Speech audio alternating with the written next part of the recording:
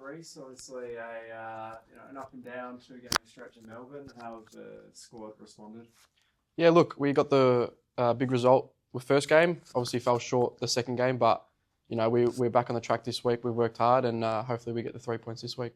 What's Adam's message been to the squad ahead of this two-game home stretch? Obviously, there was a huge win against Melbourne City, and then a good performance in parts against Melbourne Victory. Has he spoken about the consistency that he wants to see from you guys ahead of this two-game stretch? Yeah, of course. It's massive that we have 2 home games. Hopefully, all the fans can get behind us. And yeah, Griff's been speaking to us, every day. We have meetings, spoken tactically, spoken on what we can do better. And yeah, like I said, hopefully we can show that on Saturday. In a situation like the Victory match where the midfield was able to get on top of you guys for a bit, what's Adam's message been around that in terms of not ceding possession and territory so easily? It's obviously a lot easier said than done, but what's his, what are some of the things he's put in place off the back of that? Obviously, there's tactical changes, but we know in a 90-minute game, there's going to be periods where the other team's on top, and Victory, of course, are a good team, so we expected that.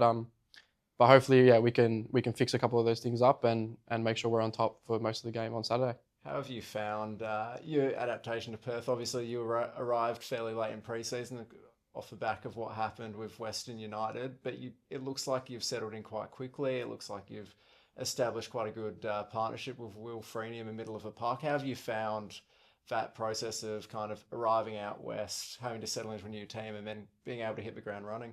Yeah, obviously it was a weird couple of months in that period, but as soon as I moved to Perth, I tried to put my head down, work hard, and I think I've found my feet now. And playing alongside Will's, it's been amazing. We've got a good partnership, and hopefully we can take that throughout the season. First home game for 2026. What's the expectation? Obviously, we want to win. We want the 3 points. And like I said before, we're at home now next 2 weeks. Hopefully, all the fans at HBF can come down. And we know they're our 12th man, so hopefully they can get behind us and help us towards the 3 points. It's a bit of a bottleneck through the middle of the ladder at the moment. How much do you look at that, and how much do you look now at Mariners and going, this is a must-win game for us? Oh, look, we don't look at the ladder. We don't think it's important. We just know the task ahead, and we've got Mariners and we've got Brisbane after, and we just know that they're all important games, and we need to win. Just Adam Griffiths coming on board as well, and you've had a few positive results under him. What's it been like having him taking on that head coach role, and what's changed within the group? Yeah, he's just come in and obviously changed things tactically, but it's more of a mentality thing with Griff. He's established a strong mentality within the group and belief, and he's instilled that with us, and clearly that we're on board with him, and we're taking what he says into account, and it's been unreal since he's been here.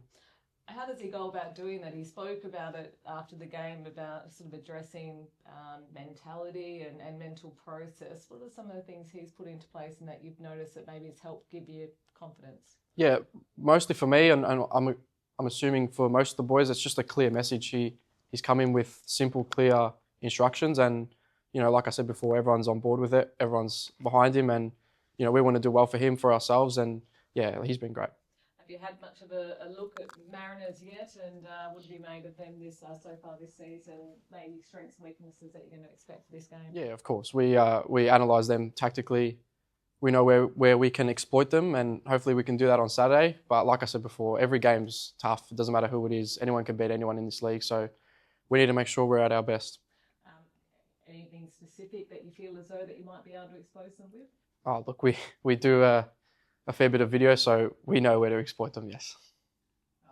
Obviously, there's been a bit of noise around the under-23 Australian squad and some of the players who weren't released or not. And obviously, I'm sure, there's a big part of you would like to be over there, but being able to stay and kind of embed yourself in the Glory team even more so than you've done, and I guess get even more used to playing under Griffiths. Do you see it as are you hoping to use that kind of this period now to really kind of entrench yourself a bit further? Yeah, of course. Look, that decision was made. There was some clubs that let players go, some clubs that didn't. That decision was made. It was out of my hands. It's not my issue. My focus is Perth Glory. We've got the next 2 home games, like I said before, and I'm here to win those games. What's been the feedback for you in terms of, I guess, elevating your game that you're trying to improve on? Oh, look, we do a lot of video, individually and with the group, and I know places I need to work on, places my strengths, and Griff and the other coaches have been, telling me every day of what to work on, what I'm good at, and yeah, I'm just looking to improve myself as a player. If you were having to sell yourself though, what would be your best attribute? Oh, look, I think reading the play defensively, I'm very strong. I can understand where the next pass is going to be and where I can anticipate, and also attacking. I think I can provide a very good understanding. I can set players up, and hopefully those lead to goals. You had a nice assist, I think it was against Victory. Does that kind of build confidence in that area as well, that you know in the right moments that you can provide, I guess, that strength that you're trying to bring? Yeah, of course. It's always good to get either a goal or assist. I haven't had a goal yet. I'd love to, but yeah, of course. Every time you help a teammate with an assist or whatever it is to score a goal, the confidence goes up. It brings belief in yourself and the team, and hopefully I can get a few more.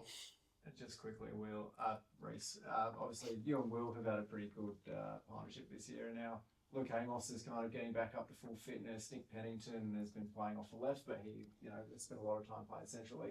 How much do you enjoy having that competition in terms of, on the training ground and knowing that, you can't be complacent at all? Yeah, of course. We've got a lot of good midfielders, a lot of good players around the field.